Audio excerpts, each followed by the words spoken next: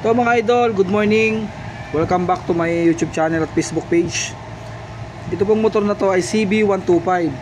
Sa mga nagtatanong po, ano po ba kapag naputol ang spring ng kicker ng CB125 ay kung nasaan ang kanyang spring?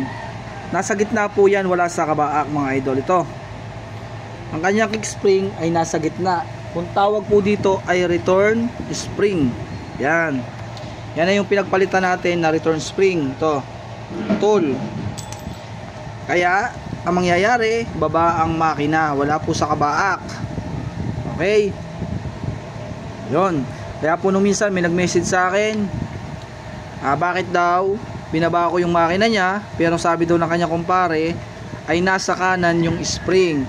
Yan po idol, nasa gitna po ang return spring ng CB125. Kaya hindi po kita pwedeng lokohin dito. Yan o, nasa gitna.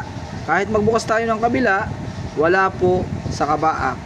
Okay mga idol, idea lang po, nasa gitna ang spring ng kicker. Okay?